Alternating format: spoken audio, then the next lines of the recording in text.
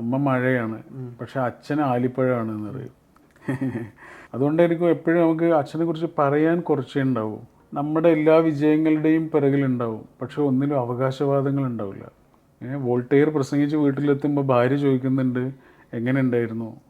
ഞാൻ പ്രസംഗിക്കണമെന്ന് വിചാരിച്ച പ്രസംഗമാണോ, പ്രസംഗിച്ച പ്രസംഗമാണോ, ഇങ്ങനെ ആയിരുന്നെങ്കിൽ നന്നായിരുന്നു എന്ന് ഇപ്പോൾ വിചാരിക്കണ പ്രസംഗമാണോ? അങ്ങനെ 3 പ്രസംഗമുണ്ട്.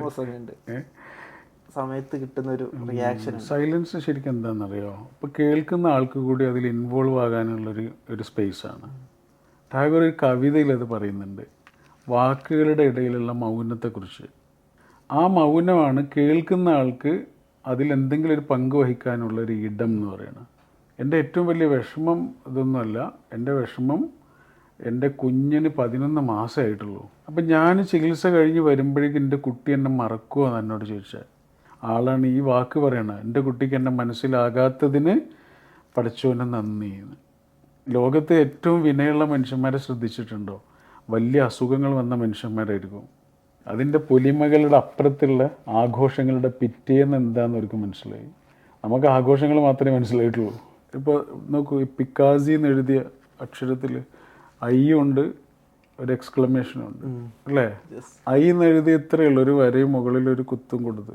ബീയിങ് ആയിട്ടും ജീവിക്കുക, ബിക്കമിങ് ആയിട്ടും ജീവിക്കുക അല്ലേ? ബീയിങ് ആവാൻ എളുപ്പമാണ്. ഇത് ബീയിങ് ആണ്, അത് ബിക്കമിങ് ആണ്. താഴേക്ക് വീണ് പോകാതിരിക്കാൻ പെടയുന്ന കാലുകളേക്കാണ്. ഇങ്ങനൊരു പെടച്ചിൽ എല്ലാ മനുഷ്യൻ്റെ ഉള്ളിലുണ്ട്. ജീവിക്കുക എന്ന് പറഞ്ഞാൽ ജീവിതത്തിലെ പ്രതിസന്ധികളെ കൈകാര്യം ചെയ്യാൻ പഠിക്കലാണ്. അതിനെ കൈകാര്യം ചെയ്യാൻ ഒരാൾ പഠിച്ചുണ്ടാക്കുന്ന വിദ്യാഭ്യാസമാണ് കിട്ടാവുന്നതിൽ വെച്ച് ഏറ്റവും വലിയ A+. നല്ല സാഹിത്യം എന്ന് പറഞ്ഞാൽ എന്താ? മനുഷ്യന് മനസ്സിലാവുക എന്നുള്ള അല്ലേ? ഒരു പ്രസംഗം നന്നാവാനുള്ള ഏറ്റവും നല്ല വഴി എന്താ? അത് പ്രസംഗം ആവാതിരിക്കല. ഒരു എഴുത്ത് നന്നാവാനുള്ള ഏറ്റവും നല്ല വഴി വായിക്കുന്ന ആൾക്കത്, ഒരു കുട്ടി വായിക്കുമ്പോൾ അക്ഷരങ്ങൾ കൂട്ടി വായിക്കാൻ തുടങ്ങുന്ന LKG കുട്ടി വായിക്കുമ്പോഴും ആ കുട്ടിക്ക് അത് മനസ്സിലാവലാണ് നല്ല സാഹിത്യം. ഇന്ന് വളരെ സന്തോഷമുള്ളൊരു ദിവസമാണ്.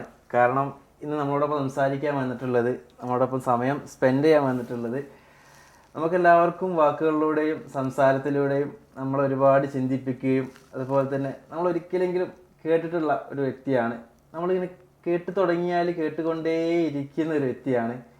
മനുഷ്യരെ, നിങ്ങൾ നിങ്ങളുടെ ഹൃദയം വിശാലമാക്കൂ എന്ന് നമ്മോട് നിരന്തരം പറഞ്ഞുകൊണ്ട് സ്നേഹത്തെക്കുറിച്ച്, കരുണയെക്കുറിച്ച്, അതുപോലെ തന്നെ മനുഷ്യർക്ക് ഇങ്ങനെയൊക്കെ ജീവിക്കാൻ പറ്റുമോ, അല്ലെങ്കിൽ ഇങ്ങനെയും ഭംഗിയുള്ള മനുഷ്യരുണ്ടാകുമോ എന്നൊക്കെ നമ്മളെ കഥകളിലൂടെ ചിന്തിപ്പിച്ച, നമ്മൾ കണ്ട കാഴ്ചകളെ പോലും മറ്റൊരു രീതിയിൽ കാണാൻ പ്രേരിപ്പിച്ച ഒരു മനുഷ്യനെ കുറിച്ചാണ് PM ഗഫൂർ സർ. ആദ്യമായിട്ട് ഞങ്ങളുടെ പരിപാടിയിലേക്ക് സ്വാഗതം ചെയ്യുന്നു. ശരിക്കും ഞാൻ കോളേജ് കാലത്തൊട്ട് സാറിൻ്റെ വാക്കുകളും കോഴ്സും ഒക്കെ വായിക്കുന്നുണ്ട്, ഒരുപാട് കേൾക്കുന്നുണ്ട്. എനിക്ക് ഭയങ്കര വിദ്യാധാരണ ഉണ്ടായിരുന്നു. സാർ ഒരു പ്രൊഫസറാണ്, സാർ ഒരു കോളേജിലെ അധ്യാപകനാണ്, ഒഴിവ് സമയങ്ങളിലാണ് സംസാരിക്കാൻ പോകുന്നതും കാര്യങ്ങളൊക്കെ ഉള്ളത്. എൻ്റെ ഒരു ഫ്രണ്ടിനോട് സംസാരിക്കുന്ന സമയത്ത് ഫ്രണ്ട് പറഞ്ഞു, അല്ല, PM ഗഫൂർ സാർ ഒരു ഡോക്ടറാണ്, അദ്ദേഹം അങ്ങനെയാണ് സംസാരിക്കാൻ പോകുന്നതെന്ന് പറഞ്ഞിട്ടുണ്ട്. അപ്പോൾ ഞങ്ങൾ കേൾവിക്കാർക്ക്, അല്ലെങ്കിൽ ഞങ്ങൾ വായിക്കുന്ന വായനക്കാർക്ക് സാറിനെ കുറിച്ച് ഒരുപാട് ധാരണകളുണ്ട്. ഞാനും സെർച്ച് ചെയ്ത സമയത്ത്, ഗൂഗിളിലൊക്കെ നോക്കിയ സമയത്ത് ഓതർ, മോട്ടിവേഷണൽ സ്പീക്കർ, അതുപോലെ തന്നെ ലൈഫ് കോച്ച്, അങ്ങനെയൊക്കെയാണ് കണ്ടിട്ടുള്ളത്. സാറിനെ കുറിച്ചൊന്ന് പരിചയപ്പെടുത്താമോ? സാറിൻ്റെ ജനനം, എവിടെയാണ് പഠിച്ചത്, എന്താണ് ശരിക്കും ചെയ്യുന്നത്? ജനിച്ചത് പൂങ്ങോട് എന്ന് പറയുന്നൊരു ചെറിയ ഗ്രാമത്തിലാണ്. പൂങ്ങോട്, മലപ്പുറം ജില്ല. വളരെ ചെറിയൊരു ഗ്രാമമാണ്. ആകെ അവിടെ വലുതെന്ന് പറയാനുള്ളത് ഒരു ഗ്രൗണ്ട് മാത്രമാണ്, ബാക്കിയുള്ളതൊക്കെ ചെറുതാണ് അവിടെ. പക്ഷെ ആ ഗ്രൗണ്ടാണ് ആ നാടിനെ രൂപീകരിക്കുന്നതിൽ വലിയ പങ്ക് വഹിച്ചിട്ടുള്ളത്. അവിടെയാണ് ജനിക്കുന്നത്. പിന്നെ പഠിക്കുന്നത് പല സ്ഥലങ്ങളിലാണ്. അരീക്കോട് പഠിച്ചു, യൂണിവേഴ്സിറ്റിയിൽ പഠിച്ചു, ഡൽഹിയിൽ പഠിച്ചു, അവസാനം ജേർണലിസം പഠിച്ചു. അങ്ങനെ ഒക്കെയാണ്. സ്വയം കേൾക്കാൻ ഏറ്റവും ഇഷ്ടമുള്ളത് എഴുത്തുകാരൻ എന്നുള്ള ഒരു ടാഗാണ്. ആണ് ഏറ്റവും ഇഷ്ടത്തോടെ ചെയ്യുന്ന കാര്യം അതാണ്. പ്രഭാഷണം എപ്പോഴും ഒരു വാക്ക് പറഞ്ഞ് അടുത്ത സെക്കൻഡിൽ അടുത്ത വാക്ക് പറയണം അല്ലേ? എഴുത്തുകാരൻ്റെ സൗകര്യം ഒരു വാക്ക് എഴുതിയിട്ട് ഒരു 10 കൊല്ലം കഴിഞ്ഞിട്ട് അടുത്ത വാക്ക് എഴുതിയാലും കുഴപ്പമില്ല. അതാണ് ഞാൻ കേട്ടിട്ടുള്ള ഒരു കാര്യം പറയാം. ഭാഷയാണ് ഞാൻ ആദ്യം പഠിച്ചത്, അതിനുശേഷമാണ് ബാക്കിയുള്ളതൊക്കെ പഠിച്ചതെന്ന് ഒരു പ്രാവശ്യം ഒരു ഇൻ്റർവ്യൂവിലോ ഒരു ടോക്കിലോ ഒന്ന് പറയുന്നത് ഞാൻ കേട്ടിട്ടുണ്ട്. ഭാഷ അറബിയാണോ ഫസ്റ്റ് ഒരു ഭാഷ എക്സ്ട്രാ പഠിക്കുന്നത്? നമ്മൾ അറബിക്ക് ഇംഗ്ലീഷും പഠിച്ചിട്ടുണ്ട്, അറബിക്ക് പഠിച്ചിട്ടുണ്ട്, സംസ്കൃതം പഠിച്ചിട്ടുണ്ട്. അതൊക്കെ ആ ഭാഷയോടുള്ള സ്നേഹം കൊണ്ടാണ് കേട്ടോ. അതല്ലാതെ കുറേ ഭാഷ ഉപയോഗിക്കാൻ പഠിക്കണം എന്നുള്ളത് കൊണ്ടല്ല. എന്താണ് ആ ഭാഷയുടെ ഒരു ശരീരം എന്ന് പഠിക്കാൻ വേണ്ടിയിട്ടാണ് അതിനെ പഠിക്കുന്നത്. അതിന് വാക്കുകൾ വേണമല്ലോ. അങ്ങനെ ഭാഷ പഠിച്ചതിന് ശേഷമാണ് മനുഷ്യരെ പഠിച്ചു തുടങ്ങിയത്. മനുഷ്യരെന്തായിരിക്കും എന്നുള്ളൊരു ക്യൂരിയോസിറ്റി എനിക്കുണ്ടായിരുന്നു. അതിനുശേഷമാണ് ഞാൻ എഴുത്തും സംസാരങ്ങളൊക്കെ കൂടിയത് എന്നുള്ളൊരു കാര്യം ഞാൻ കേട്ടിട്ടുണ്ട്. അതന്നെ ആയിരിക്കും. അതിൽ നമ്മുടെ വാപ്പയ്ക്ക് വലിയൊരു പങ്കുണ്ട്. ഉപ്പ എന്തായിരുന്നു ചെയ്തിരുന്നത്? കച്ചവടക്കാരനായിരുന്നു. ചെറുപ്പം തൊട്ട് ഓർമ്മകളൊക്കെയാണ് ഉപ്പാനെ കുറിച്ചുള്ള ഭയങ്കര ഇൻസ്പയറിങ്. ഞാൻ ഉമ്മാനെ കുറിച്ചിട്ടുള്ള ഒരു കാര്യം കേട്ടിട്ടുണ്ട്. ഉമ്മ ഭയങ്കര വാത്സല്യമായിരുന്നു, ഉപ്പ ഭയങ്കര കരുതലായിരുന്നു എന്നുള്ളത് പറയുന്നത് കേട്ടിട്ടുണ്ട്. അവരുടെയൊക്കെ ഒരു റിഫ്ലക്ഷൻ ആണോ? ബ്രദേഴ്സ് ഉണ്ട്. എന്താണ് ബ്രദേഴ്സ് ഒക്കെ ചെയ്യുന്നത്? നമ്മുടെ ഒരു ഫാദർ ഉണ്ട്, നമ്മളൊരു മെന്റർ ആയിട്ടുള്ളൊരു ഫാദർ ബോബി ജോസ്. അദ്ദേഹം പറയാറുണ്ട്, അമ്മ മഴയാണ്, പക്ഷെ അച്ഛൻ ആലിപ്പഴമാണെന്ന് പറയും. അല്ലേ? അമ്മ എപ്പോഴും വിസിബിളാ. അമ്മയുടെ എല്ലാ കാര്യങ്ങളും വിസിബിളാ, അല്ലേ? എല്ലാം. ഇപ്പോൾ ഗർഭമാവട്ടെ, ആ സമയത്തുള്ള പ്രയാസങ്ങളാവട്ടെ, പ്രസവാനന്തരമുള്ള പ്രയാസങ്ങളാവട്ടെ, എല്ലാം വിസിബിളാണ്. അച്ഛൻ വിസിബിളല്ല. ഇൻവിസിബിളായ ഒരനുഭവത്തിൻ്റെ പേരാണ് അച്ഛൻ. അതുകൊണ്ടായിരിക്കും എപ്പോഴും നമുക്ക് അച്ഛനെ കുറിച്ച് പറയാൻ കുറച്ചേ ഉണ്ടാവൂ, പക്ഷെ വാക്കുകൾക്ക് അപ്പുറത്തുള്ളൊരു ഫീലിംഗ് ആയിട്ടാണ് അച്ഛൻ കിടക്കുക, അല്ലേ? അച്ഛന് നമ്മുടെ എല്ലാ വിജയങ്ങളുടെയും പിറകിലുണ്ടാവും, പക്ഷെ ഒന്നിലും അവകാശവാദങ്ങൾ ഉണ്ടാവില്ല. ഈ രാജ്യത്തിൻ്റെ അച്ഛനും അങ്ങനെ തന്നെയായിരുന്നു, അല്ലേ? രാജ്യത്തിന് സ്വാതന്ത്ര്യം കിട്ടുന്നത് വരെ മുന്നിലുണ്ടായിരുന്നു, സ്വാതന്ത്ര്യം കിട്ടിക്കഴിഞ്ഞപ്പോൾ പിന്നിലായിരുന്നു. ഒന്നിലേക്കും പോയില്ലല്ലോ. രാഷ്ട്രപതി ആകുമെന്ന് എല്ലാവരും വിചാരിച്ചിട്ടുണ്ടാവും, പോയിട്ടില്ലല്ലോ. രാജ്യത്തിൻ്റെ പിതാവും അങ്ങനെ തന്നെയായിരുന്നു. മിക്കവാറും വീടുകളിലെ പിതാക്കളും, മിക്കവാറും, അങ്ങനെ അല്ലാത്തവരും സ്വാഭാവികമായിട്ടുണ്ടാവും. പക്ഷേ എപ്പോഴും ഒരു നിർമ്മമത്വം എന്ന് പറയില്ലേ നമ്മൾ, ഒന്നും എൻ്റേതല്ല, എൻ്റെ അവകാശങ്ങളോ എൻ്റെ കാരണം കൊണ്ടോ അല്ല എന്ന് പറയുന്ന ഒരു തരം നിർമ്മമത്വം എന്ന് പറയും. നിർമ്മമമായി നടന്നു പോകുക എന്ന് പറയുന്നത് അതാണ് പൊതുവെ അച്ഛനും. അതുകൊണ്ടായിരിക്കും വാപ്പനെ കുറിച്ച് പറയാൻ വളരെ കുറച്ചേ ഉണ്ടാവുകയുള്ളൂ എനിക്ക്. പക്ഷേ ജീവിതത്തിൻ്റെ എല്ലാ നാൽക്കവലകളിലും നമ്മളെ വന്ന് കൈപിടിക്കുന്നുണ്ടാവും അച്ഛൻ. ഒറ്റക്കായി പോകുന്ന എല്ലാ നിമിഷങ്ങളിലും വന്ന് അടുത്തിങ്ങനെ ഇരിക്കുന്നുണ്ടാവും ആ വെള്ളയും ഇട്ട മനുഷ്യൻ. നമ്മുടെ മാർക്വേസ് പറയുന്നുണ്ട്, നിങ്ങൾ അച്ഛനെ പോലെ ആകാൻ തുടങ്ങുമ്പോഴാണ് നിങ്ങൾ വാർദ്ധക്യത്തിലേക്ക് എത്തുന്നത് എന്ന് പറയും. അച്ഛൻ്റെ അല്ലെങ്കിൽ വാപ്പയുടെ ചില ഫീച്ചേഴ്സിൽ നമ്മളെ ശരീരത്തിൽ വരാൻ തുടങ്ങുന്നു, നോട്ടത്തിൽ വരാൻ തുടങ്ങുന്നു, നമ്മുടെ ഡ്രസ് കോഡിൽ വരാൻ തുടങ്ങുന്നു, നമ്മുടെ സംസാരത്തിൽ വരാൻ തുടങ്ങുന്നു.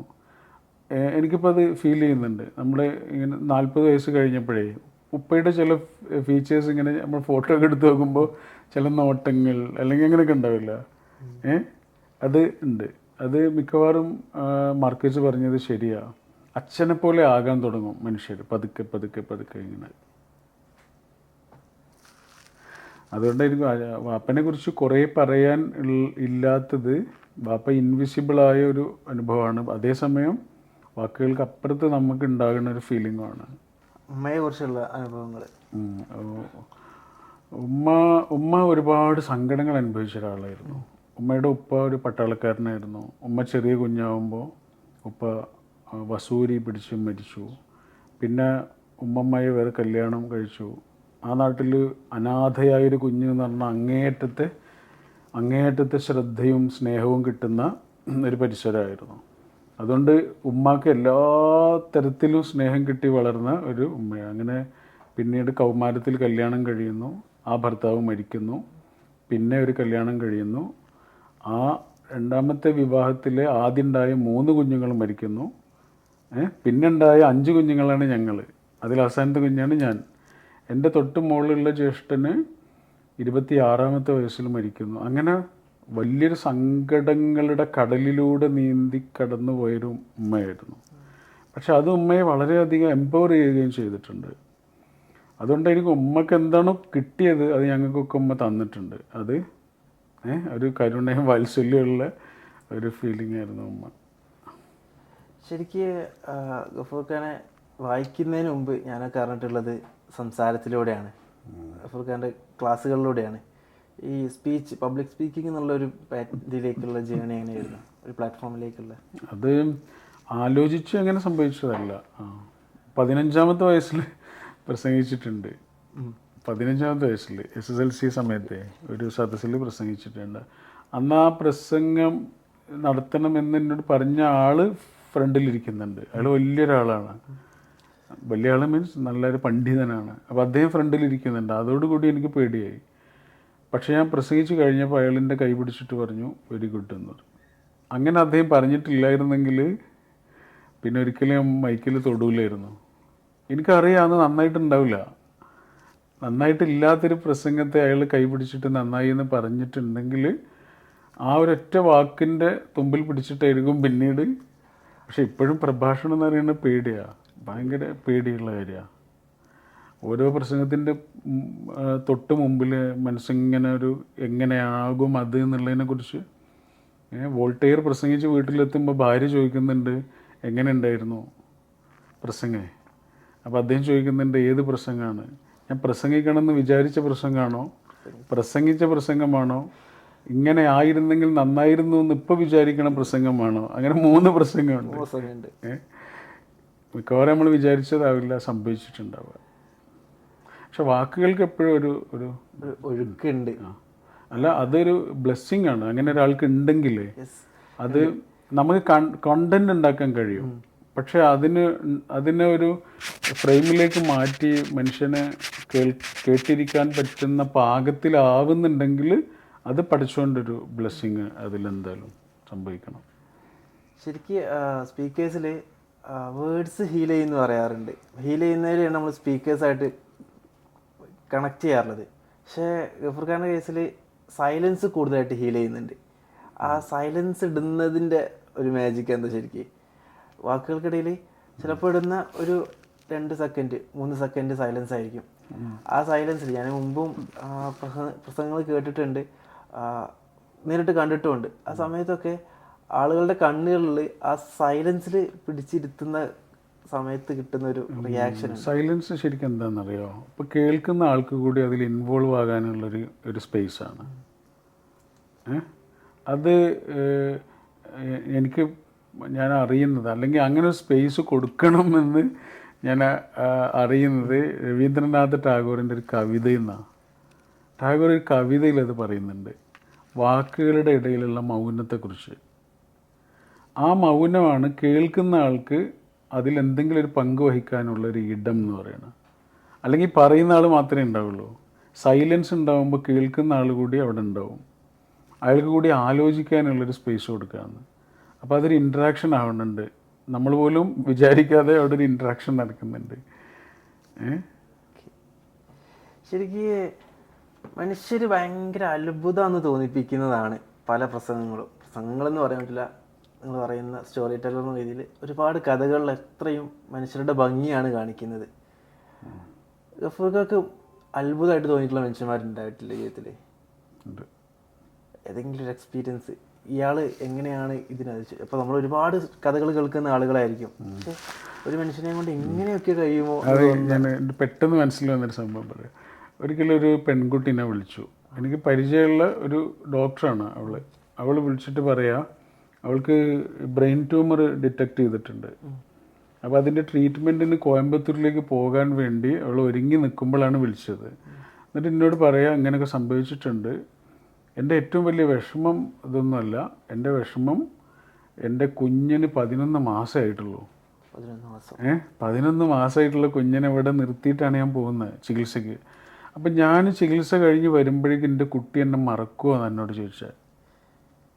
അത് പറഞ്ഞിട്ട് അവൾ കരഞ്ഞു, ഭയങ്കര കരച്ചിലൊക്കെ കരഞ്ഞു.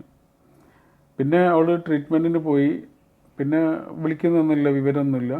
പിന്നെ കുറേ കഴിഞ്ഞിട്ട്, ഒരു മാസങ്ങൾ കഴിഞ്ഞിട്ടാണ് വീണ്ടും ഇവളെ ഉമ്മയുടെ ഫോണിൽ നിന്ന് വിളിക്കുന്നത്.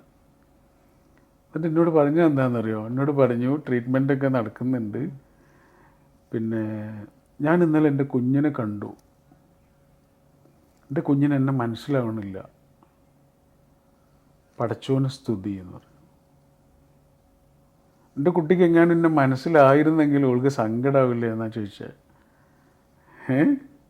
നേരത്തെ പറഞ്ഞ് കരഞ്ഞത് എന്തായിരുന്നു? എൻ്റെ കുട്ടിക്ക് എന്നെ മനസ്സിലാവുമെന്ന് പേടിച്ച് കരഞ്ഞ ഒരു ആളാണ് ഈ വാക്ക് പറയണത്. എൻ്റെ കുട്ടിക്ക് എന്നെ മനസ്സിലാകാത്തതിന് പടച്ചോന് നന്ദി എന്ന്.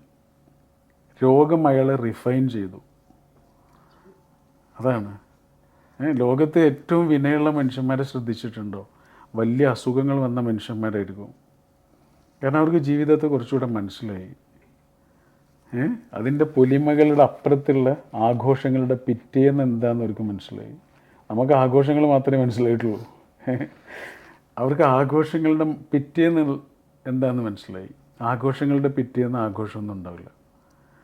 പലപ്പോഴും അത് രോഗങ്ങൾ മനുഷ്യന് കൊടുക്കുന്നൊരു ഇൻസൈറ്റ് ആയിരിക്കും. അപ്പോൾ ഹവ്വ എന്നാണ് അവരുടെ പേര്, ഹവ്വ. പിന്നീട് ഓരോ ആശുപത്രി കിടക്കുന്ന സമയത്തൊക്കെ നമുക്ക് ഇങ്ങനെ ഓരോ ഡയറി കുറിപ്പുകൾ പോലെ അയച്ചു തരും. ആശുപത്രി ജീവിതത്തിൻ്റെ അനുഭവങ്ങൾ ഒരു LKG കുട്ടി നോക്കിക്കാണുന്നത് പോലെ അവരിങ്ങനെ അയച്ചു തരും. പിന്നീട് അതൊരു പുസ്തകമായിട്ട് ഇറങ്ങുകയൊക്കെ ചെയ്ത്. അപ്പോൾ ഹവ്വ എന്നെ ഭയങ്കരമായിട്ട് അത്ഭുതപ്പെടുത്തിയിട്ടുണ്ട്. നല്ല കൊടുങ്കാറ്റ് വരുമ്പോഴേ വലിയ മരങ്ങളൊക്കെ കടപുഴകി വീഴും അല്ലേ? ചെറിയ പുൽക്കൊടികൾ ഒന്നിങ്ങനെ ചാഞ്ഞ് പിന്നെയും എഴുന്നേറ്റ് നിൽക്കുന്നത് പോലെ വലിയ പരീക്ഷണങ്ങളിൽ ഒന്ന് ചാഞ്ഞിട്ട് എഴുന്നേറ്റ് നിന്ന പുൽക്കൊടി പോലെ എനിക്ക് തോന്നുന്നു. അവിടെ അതിജീവിച്ച പുൽക്കൊടി പോലെ തോന്നുന്നില്ലേ? മനുഷ്യർക്ക് അത്ഭുതപ്പെടുത്തുന്ന ആളുകൾ തന്നെയാണ്. നമ്മൾ കാണുന്ന ഒന്നല്ല മനുഷ്യൻ, അതിനപ്പുറത്തേക്കുണ്ട്.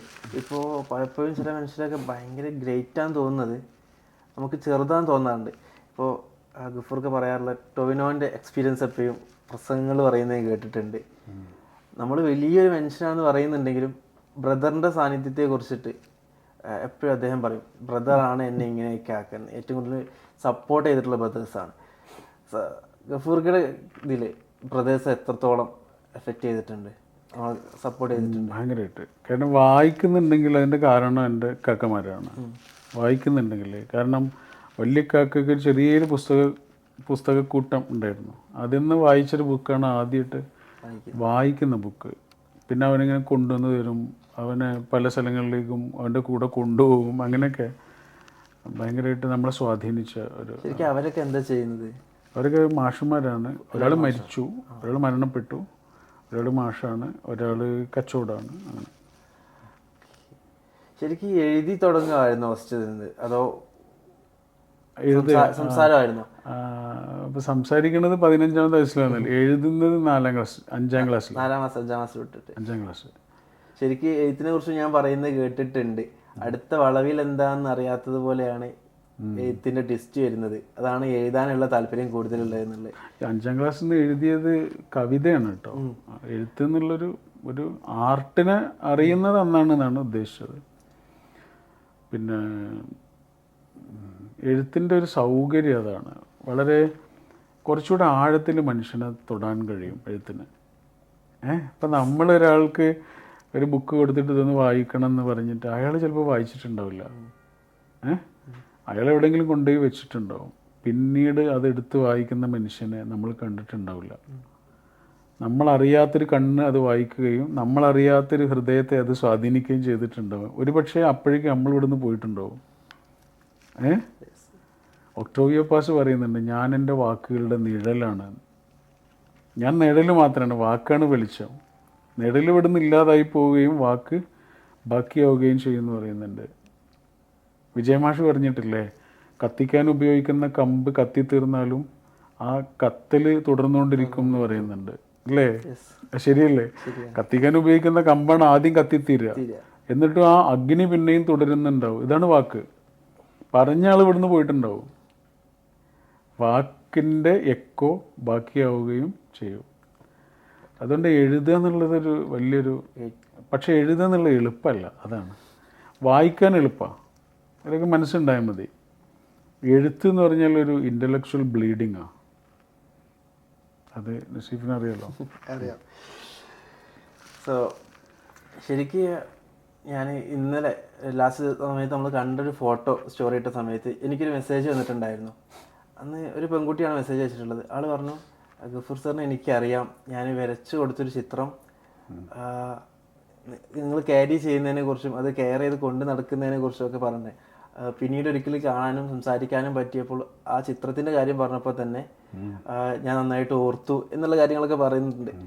സോ പൊതുവേ നമ്മൾ എഴുത്തിലാണെങ്കിലും സംസാരത്തിലാണെങ്കിലും ഞാൻ എഴുതുന്നുണ്ടെങ്കിലും ഇനിയിപ്പോൾ ആരെ തന്നെ ആണെങ്കിലും നമ്മൾ എഴുതുന്ന അത്ര തന്നെ നീതി പുലർത്തുന്നതായിട്ട് എനിക്ക് പലപ്പോഴും തോന്നാറില്ല. ഇപ്പോൾ പേഴ്സണലി എൻ്റെ കേസിലൊക്കെ ആണെങ്കിൽ. പക്ഷേ ഞാൻ സംസാരിച്ചപ്പോഴൊക്കെ ഗഫൂർക്ക് എങ്ങനെയാണോ ഞാൻ ഗഫൂർ ഖാനെ വായിച്ചത്, എങ്ങനെയാണോ ഞാൻ ഗഫൂർ ഖാനെ കേട്ടത്, അതുപോലെ തന്നെ എനിക്ക് ആ മനുഷ്യനെ കിട്ടുന്നുണ്ട്. ശരിക്കും ഈ ഒരു മാജിക്ക്, ഈ ഒരു കൈൻഡ്നെസ് കൊണ്ട് നടക്കുന്നതിൻ്റെ മാജിക് ആണ്, ഇത് വർക്ക് ചെയ്യുന്നതിൻ്റെ മാജിക് എന്താണ്? നമ്മൾ കരുണയുള്ള മനുഷ്യനാവുക, ദയുള്ള മനുഷ്യനാവുക എന്ന് പറയാൻ സുഖമാണ് കുറച്ചും കൂടി. പക്ഷേ ഇത് പ്രാക്ടിക്കൽ ചെയ്യുക എന്നുള്ളത് ഭയങ്കര പ്രയാസമുള്ളൊരു കാര്യമാണ്. അല്ല, അത് നമ്മൾ അവെയർ ആയാൽ മതി. നമ്മൾ സദാ നേരം അങ്ങനെയുള്ള മനുഷ്യനാവാൻ ഒട്ടും എളുപ്പമല്ല നമുക്ക്. പക്ഷെ നമ്മളൊന്ന് അവെയർ ആയാൽ കഴിയുന്ന ഒന്നാണ്. കഴിഞ്ഞ ദിവസം നമ്മുടെ പ്രോഗ്രാമിൽ വെച്ചിട്ട്, തമാമിൻ്റെ പ്രോഗ്രാമിൽ വെച്ചിട്ട് ഒരു കുട്ടിയെ കണ്ടു. പേര് മറന്നുപോയി. നമ്മുടെ ഇതിൽ വർക്ക് ചെയ്യുന്ന ആളാണ്, കാസർഗോഡുള്ള ഒരു മോൻ. അപ്പോൾ ഞാൻ അവനോട് കണ്ടപ്പോൾ അവനോട് പറഞ്ഞു, നിനക്കൊരു ശാന്തത ഉണ്ടല്ലോ എന്ന് പറഞ്ഞ് അവന് വെറുതെ ചോദിച്ചതാണ്. അപ്പോൾ അവന് ഫോണിൻ്റെ വാൾപേപ്പർ കാണിച്ചു തന്നു. അവൻ പറഞ്ഞു 12 കൊല്ലമായിട്ട് ഈ ചിത്രം കൊണ്ട് നടക്കുന്നുണ്ട് ഞാൻ. എന്നിട്ട് അവൻ പറഞ്ഞു എന്നോട്, ഞാൻ പ്രാക്ടീസ് ചെയ്തുകൊണ്ടിരിക്കുന്നതും പഠിച്ചുകൊണ്ടിരിക്കുന്നതും എങ്ങനെ പീസ്ഫുള്ളായിട്ട് കാര്യങ്ങൾ ഹാൻഡിൽ ചെയ്യാം എന്നാണ് എന്ന് പറഞ്ഞു. ചെറിയ പ്രായം ഉണ്ടാവുള്ളൂ മൂപ്പർക്ക്. അതാണ് അവെയർ ആവുക. കാര്യങ്ങൾ ഹാൻഡിൽ ചെയ്യാൻ പല വഴിയുണ്ട്. പീസ്ഫുള്ളായിട്ട് ഹാൻഡിൽ ചെയ്താൽ ഒരുപാട് കോൺസിക്വൻസസിനെ നമുക്ക് ഇല്ലാതാക്കാൻ കഴിയും. പീസ്ഫുൾ അല്ലാതെ ഹാൻഡിൽ ചെയ്യാം, അല്ലേ? 2 രീതിയിലും ഹാൻഡിൽ ചെയ്യാം. ഇത് പീസ്ഫുള്ളായിട്ട് ഒരാൾ ഹാൻഡിൽ ചെയ്യണമെങ്കിൽ ഒരാൾ അവെയർ ആവണം, കാത്തിരിക്കണം. ഡെലെ കാർണഗി എന്ന് പറയുന്നൊരു എഴുത്തുകാരനുണ്ട് ഇംഗ്ലീഷിൽ, കർണേജ് എന്നും പറയാറുണ്ട് കേട്ടോ ആ പേര്. അപ്പോൾ അദ്ദേഹം ഭയങ്കര മോട്ടിവേഷണൽ പുസ്തകങ്ങൾ എഴുതുന്ന ആളാണ്, കേട്ടിട്ടുണ്ടോ ഒരുപക്ഷെ. അപ്പോൾ അദ്ദേഹത്തിൻ്റെ ഒരു പുസ്തകത്തിൽ പറയുന്നത്, അദ്ദേഹം എബ്രഹാം ലിങ്കനെ കുറിച്ച് ഒരു റേഡിയോയിൽ പ്രസംഗിച്ച്, അപ്പോൾ ഒരു ലേഡി അദ്ദേഹത്തിന് കത്തെഴുതി, നിങ്ങൾ പറഞ്ഞതൊക്കെ കുറേ കാര്യങ്ങൾ തെറ്റാണെന്ന് പറഞ്ഞിട്ട്, ഭയങ്കര ദേഷ്യപ്പെട്ടിട്ട്. അപ്പോൾ അദ്ദേഹം അപ്പം തന്നെ ഇരുന്നിട്ട് അതിന് മറുപടി എഴുതി, അതിലേറെ ദേഷ്യത്തിൽ. ഓക്കെ, എന്നിട്ട് അത് കത്ത് പോസ്റ്റ് ചെയ്യാൻ വേണ്ടി പുള്ളിയുടെ സെക്രട്ടറിക്ക് കൊടുത്തപ്പോഴേക്ക് സെക്രട്ടറി വീട്ടിൽ പോയി. അപ്പോൾ പോസ്റ്റ് ചെയ്യാൻ പറ്റില്ല. എന്നാൽ നാളെ പോസ്റ്റ് ചെയ്യാമെന്ന് വിചാരിച്ചു. നാളെ വരെ അത് എടുത്തു വെച്ചു. പിറ്റേ ദിവസം അത് കത്ത് എടുത്ത് പോസ്റ്റ് ചെയ്യാൻ കൊടുക്കുന്ന നിമിഷം അദ്ദേഹം ആലോചിച്ചു, ഒന്ന് വായിച്ചു നോക്കിയല്ലോ. അപ്പോൾ വായിച്ചു നോക്കിയപ്പോൾ അദ്ദേഹത്തിന് തോന്നി ഇത്രയൊന്നും വേണ്ട. അങ്ങനെ കുറേ കാര്യങ്ങൾ വെട്ടി. അപ്പോൾ അദ്ദേഹം ആലോചിച്ചു, 12 മണിക്കൂർ കൊണ്ട് ഇത്രയും മാറ്റങ്ങൾ ഉണ്ടായില്ല, എന്നാൽ കുറച്ചു നേരം കൂടി ഒന്ന് വെയിറ്റ് ചെയ്യാം, എങ്ങനെ ഉണ്ട് നോക്കാമെന്ന്. അങ്ങനെ പിറ്റേന്നും അതേപോലെ ചെയ്തു. 7 ദിവസങ്ങളോ മറ്റോ കഴിഞ്ഞിട്ടാണ് ഈ കത്ത് പോസ്റ്റ് ചെയ്യുന്നത്. അദ്ദേഹം പറയുക, ആ കത്ത് ഒരു സുഹൃത്തിന് മറ്റൊരു സുഹൃത്ത് അയക്കുന്നത് പോലെ മനോഹരമായിരുന്നു. അതാണ് കാത്തിരിക്കാനുള്ള ഒരാളുടെ ഒരു കാത്തിരുന്നാൽ ചിലപ്പോൾ പലതും മാറുമായിരുന്നു. ഒന്ന് പറയാൻ ഒന്ന് വെയിറ്റ് ചെയ്തിരുന്നെങ്കിൽ വാക്ക് കുറച്ചുകൂടെ സ്വഭാവം മാറുമായിരുന്നു. നമ്മളൊന്ന് സമയത്തിന് വിട്ടുകൊടുത്താൽ മതി. നമ്മുടെ ബന്ധങ്ങളിലെങ്കിലും, നാട്ടുകാരോട് എല്ലാവരോടും ചിലപ്പോൾ നമുക്കത് പറ്റണമെന്നില്ല, പക്ഷെ നമ്മൾക്ക് വിലപ്പെട്ട മനുഷ്യന്മാരില്ല, അവരോടെങ്കിലും ആ ദേഷ്യം ഒന്ന് കാത്തിരുന്നെങ്കിൽ ദേഷ്യം ആവൂലായിരുന്നു.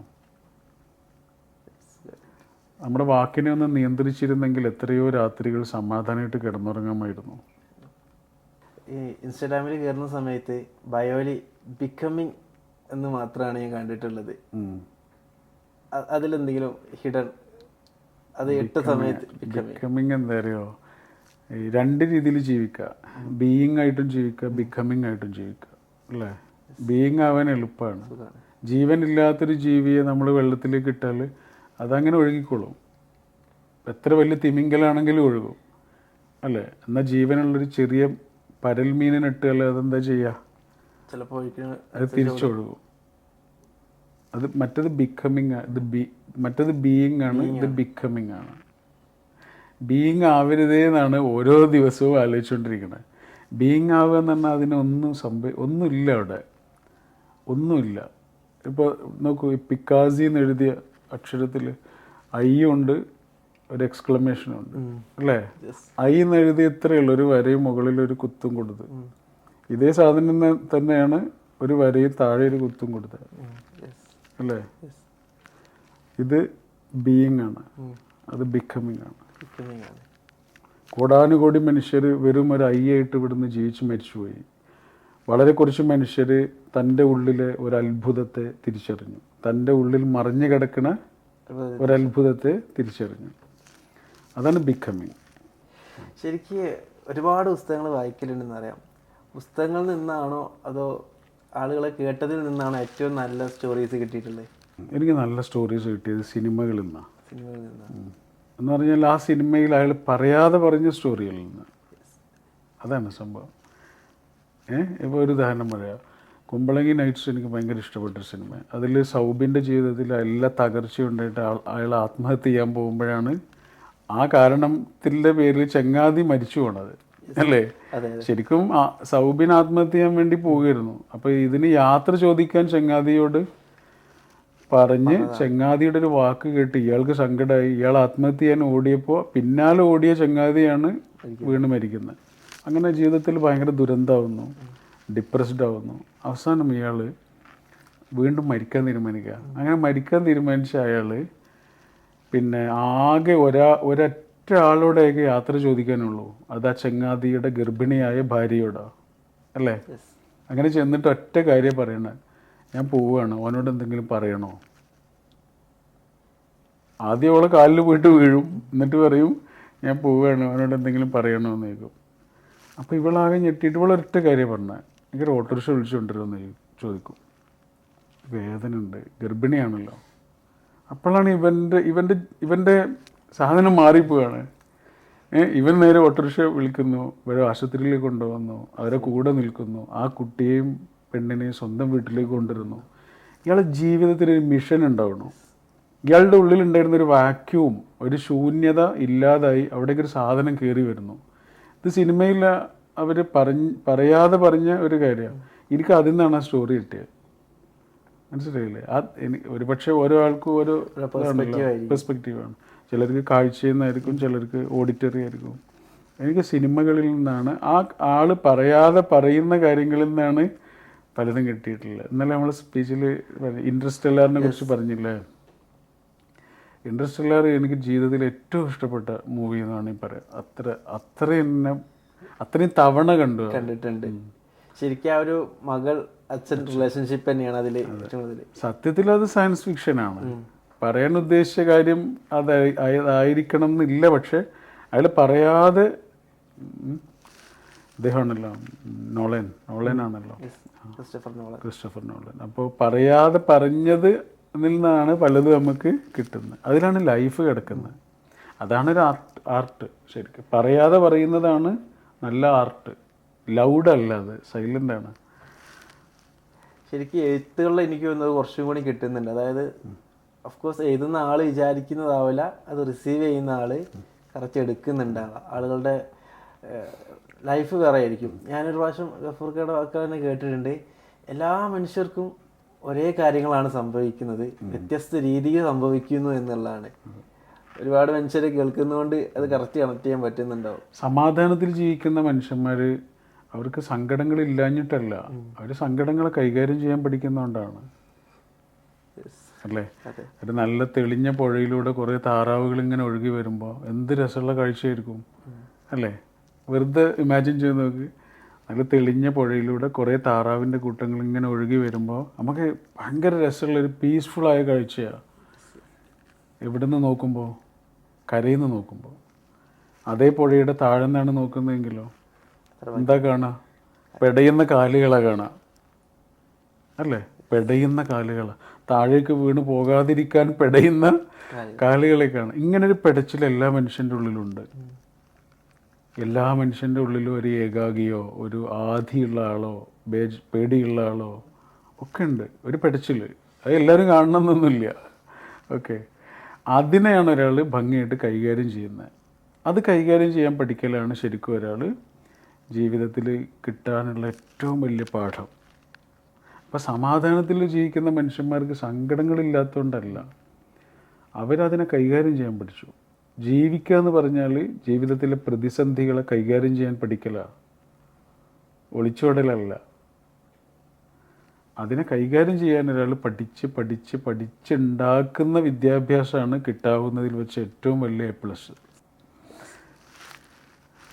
വിദ്യാഭ്യാസത്തെ കുറിച്ച് പറഞ്ഞപ്പോഴാണ്, പുസ്തകത്തിൽ നിന്ന് തന്നെ പറയാം, മനുഷ്യരെ തിരിച്ചറിയലാണ്, മനസ്സിലാക്കലാണ് യഥാർത്ഥ വിദ്യാഭ്യാസം എഴുതി വെക്കുന്നുണ്ട്.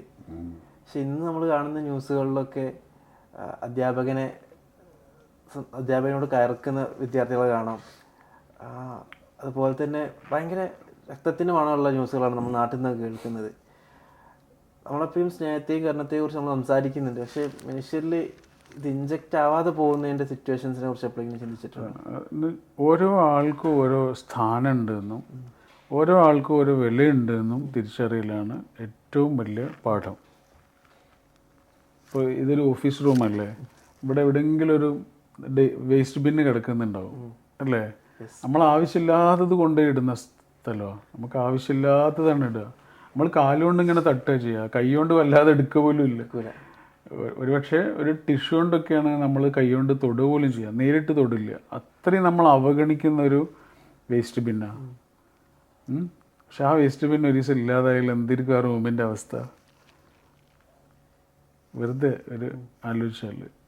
അപ്പോൾ ആ വേസ്റ്റ് ബിന്നിനൊരു സ്ഥാനം ഉണ്ടെന്ന് പറഞ്ഞ പോലെ ഓരോ ആൾക്കും ഓരോ ഒന്നിനും അതിൻ്റേതായൊരു വിലയുണ്ട്.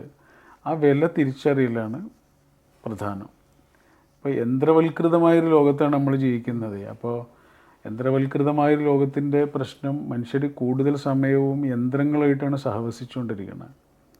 മനുഷ്യരോടുള്ള സഹവാസം കുറയുമ്പോൾ ഇത് കുറയും. ഈ പറഞ്ഞ അത് വളരെ പ്രഷ്യസായ ഒന്നാണ് എന്നുള്ളൊരു തിരിച്ചറിവ് കുറഞ്ഞു പോകും മനുഷ്യർക്ക്.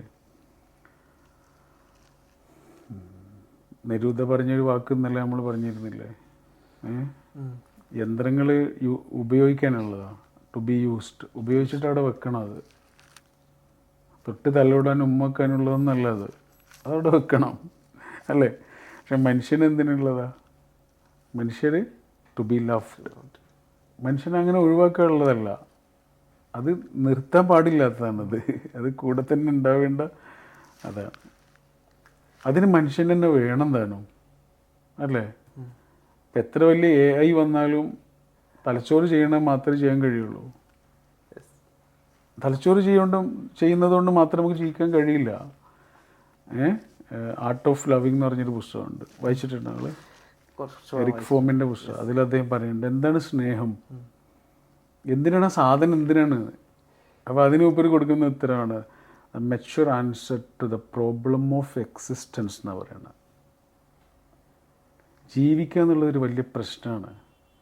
ആ പ്രശ്നത്തിന് ഒരു ഉത്തരേ ഉള്ളൂ, നമുക്ക് സ്നേഹിക്കുന്ന മനുഷ്യന്മാരുണ്ടാവണം.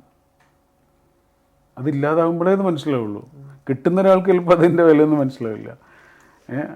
നമ്മളൊരു ദ്വീപായി പോകാതെ സൂക്ഷിക്കാനുള്ള ഒറ്റ പുഴയാണ് സ്നേഹിക്കുന്ന, കാത്തിരിക്കുന്ന, നീ ഓക്കെ അല്ലേ എന്ന് ചോദിക്കുന്ന ഒരു മനുഷ്യൻ. അതന്നെ mature answer to the problem of existence. ജീവിക്കുക എന്നുള്ളൊരു പ്രശ്നത്തിനുള്ള ഒറ്റ ഉത്തരേ ഉള്ളൂ. അതാണ് സ്നേഹം എന്ന് ഇവർ പറയുന്നുണ്ട്. വേറെ എന്ത് കിട്ടിയിട്ട് ഒരാൾക്ക് എന്ത് കാര്യം ഉണ്ടാവും അല്ലേ? എന്തൊക്കെ കിട്ടിക്കഴിഞ്ഞാലും അയാൾക്ക് ഒരു മനുഷ്യൻ്റെ ചൂടില്ലെങ്കിൽ അയാളൊരു അനുഭവിക്കുന്നൊരു ഉഷരത ഉണ്ടാവും, ഒരു വെയിലുണ്ടാവും. അതിൽ നിന്ന് കാത്തു രക്ഷിക്കുകയാണ് മനുഷ്യന്മാർ. അപ്പോൾ അത് തിരിച്ചറിയുക എന്നുള്ളതേ ഒരു ചെറിയ കാര്യമല്ല. അത് തിരിച്ചറിയാതെ പോകുന്നുണ്ടെങ്കിൽ ആ തലമുറയെ അത് അത്രയും ശ്രദ്ധയോടെ നമ്മൾ പഠിപ്പിച്ചുകൊണ്ടിരിക്കുക തന്നെ വേണം. കഴിഞ്ഞ ദിവസം നമ്മൾ പറഞ്ഞിരുന്നില്ലേ, ഒരു വീട്ടിലേക്ക് നമ്മൾ ഫോൺ ചെയ്യുമ്പോഴേ അതിങ്ങനെ എപ്പോഴും ഒരാൾ കട്ട് ചെയ്യുന്നുണ്ടെങ്കിൽ ഉറപ്പാണ് ഒരു ചെറിയ കുഞ്ഞിൻ്റെ കയ്യിലായിരിക്കും അത്. എന്നിട്ട് നമ്മൾ അതിനെക്കുറിച്ച് പറയുമ്പോൾ നമ്മൾ ആവേശത്തോടെ പറയും, കുട്ടികളുടെ ഒരു ബുദ്ധി എന്താണെന്നൊക്കെ പറയും. സത്യത്തിൽ അത്ര പ്രോത്സാഹിപ്പിക്കേണ്ട കാര്യമല്ലല്ലോ അത്. കാരണം വളരെ പ്രധാനപ്പെട്ടൊരു കാര്യം പറയാൻ വേണ്ടി ഒരാൾ വിളിക്കുകയാണ്. അപ്പോൾ അതിനേക്കാൾ പ്രധാനമാണ് എനിക്ക് എൻ്റെ കാർട്ടൂൺ എന്നൊരു കുട്ടി മനസ്സിലാക്കിയാൽ അത് ഉണ്ടാക്കാൻ പോകുന്ന അപകടം എത്ര വലുതായിരിക്കും. നിസ്സാരമായൊരു കാര്യമാവാം, പക്ഷെ എനിക്ക് അത്ര നിസ്സാരമായിട്ട് തോന്നാറില്ല അത്. ഇതേ കുട്ടിയാണ് പിന്നീട് മുതിർന്ന കുട്ടിയാവുക. ആ കുട്ടിക്ക് പഠിപ്പിക്കേണ്ടത് അല്ലേ, ഒരു മരത്തിന് ഏറ്റവും കൂടുതൽ വെള്ളം ഒഴിച്ചു കൊടുക്കാറുള്ളത് എപ്പോഴാണ്? ചെടിയാവുമ്പോഴല്ലേ. മരമാകുമ്പോൾ പിന്നെ നമ്മൾ വെള്ളമൊന്നും ഒഴിച്ചു കൊടുക്കണ്ട, ചെടിയാവുമ്പോഴാണ് നോക്കണ്ടേ.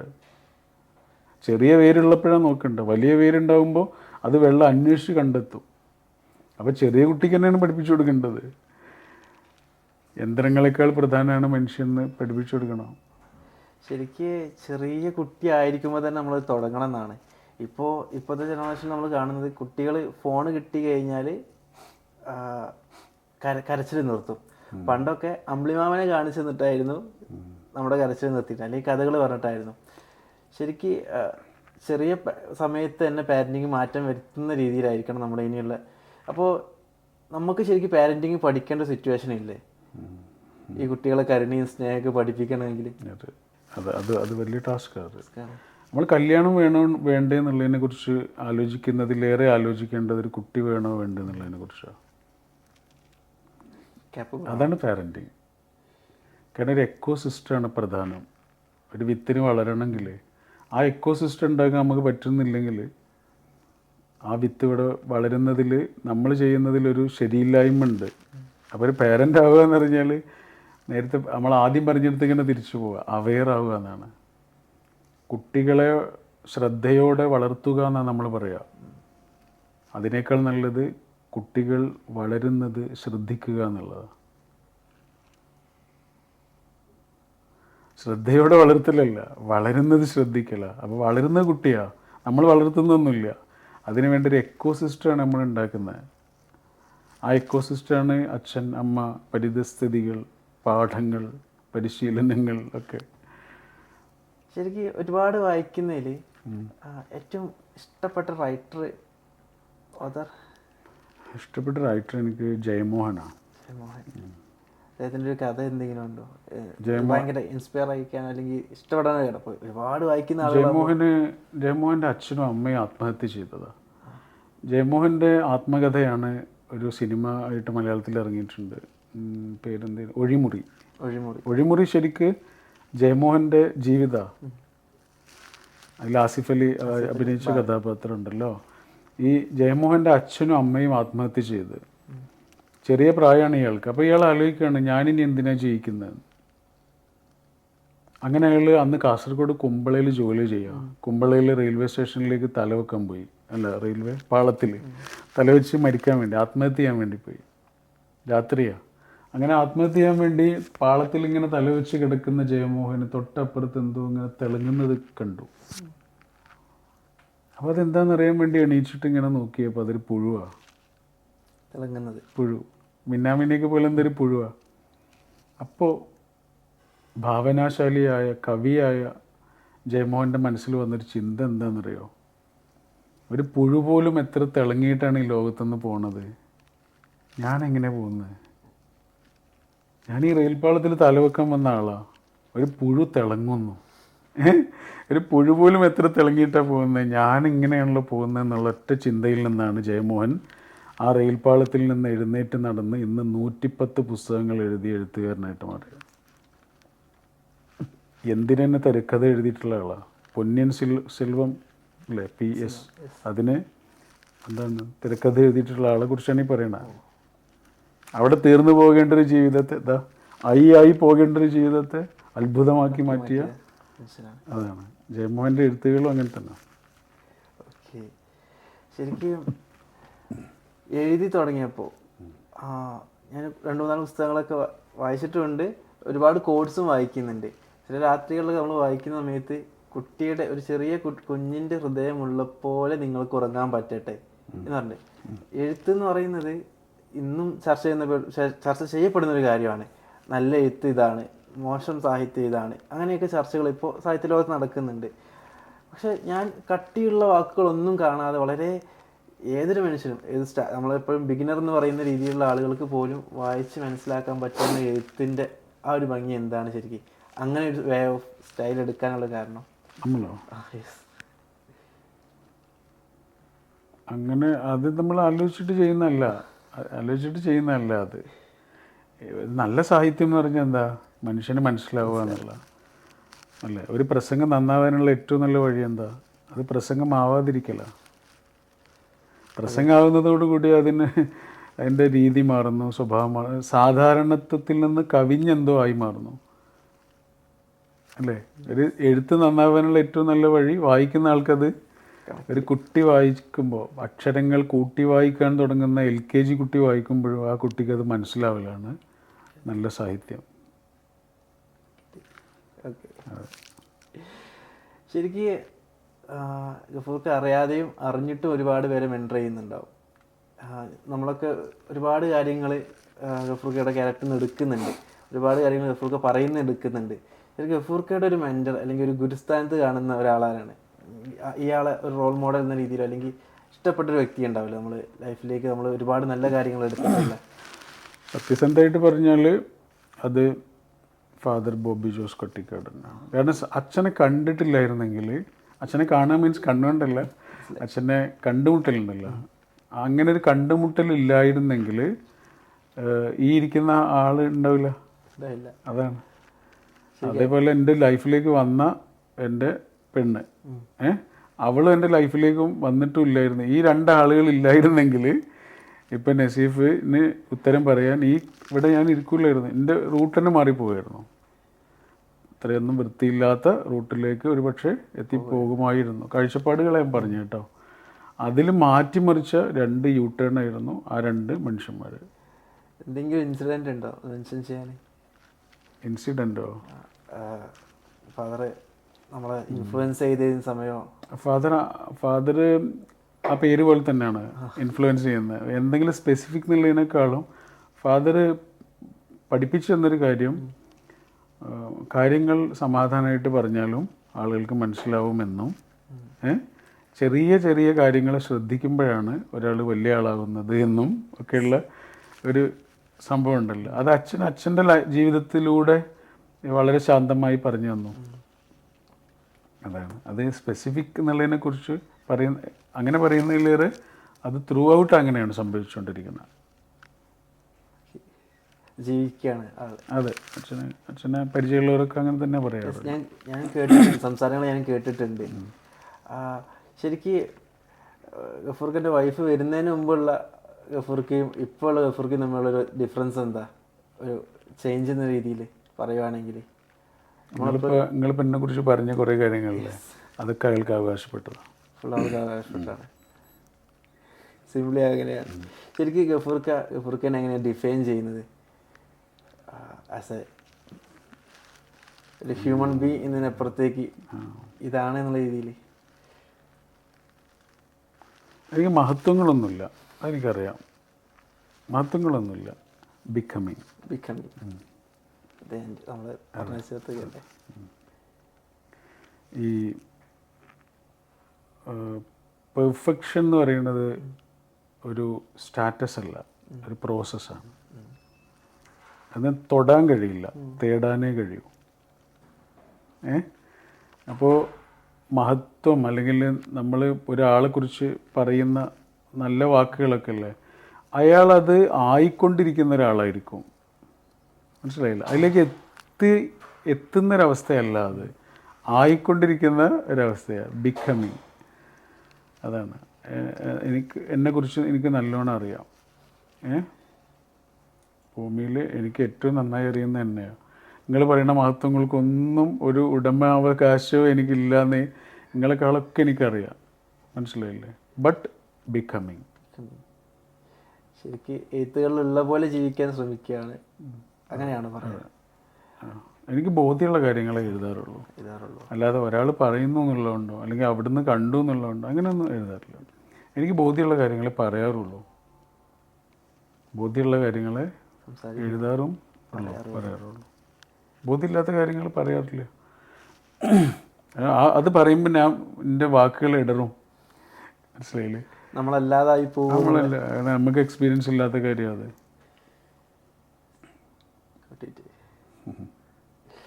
എന്തായാലും താങ്ക് യു. ഒരുപാട് സന്തോഷം. നിങ്ങളുടെ പുതിയ പുസ്തകത്തിനും എഴുത്തിനും ആശംസകൾ. വായിച്ചിട്ട് അഭിപ്രായങ്ങൾ അറിയിക്കണമെന്ന് ഞാൻ അഭ്യർത്ഥിക്കുകയാണ്. കൂടുതൽ ആളുകളെ ഇൻസ്പയർ ചെയ്യാൻ പറ്റട്ടെ, കൂടുതൽ എന്നെ പോലെയുള്ള ആളുകൾക്ക് ഇൻസ്പയർ ആവട്ടെ ആശംസിക്കുന്നു. നിങ്ങളുടെ എഴുത്തുകൾ ഈ ചെറിയൊരു പ്രായത്തിൽ വലിയ ഒരു പ്രസാധകരിലൂടെ ഒരു പുസ്തകം ഇറക്കില്ലേ, ഒരുപാട് ആളുകൾ സ്വപ്നമായിരിക്കും അത്. അതെ, അതിലേക്ക് പെട്ടെന്ന് എത്താൻ പറ്റില്ല. അതുപോലെയുള്ള വിജയങ്ങൾ ഇതാ അല്ലേ. അതെ, ശരി, താങ്ക് യു.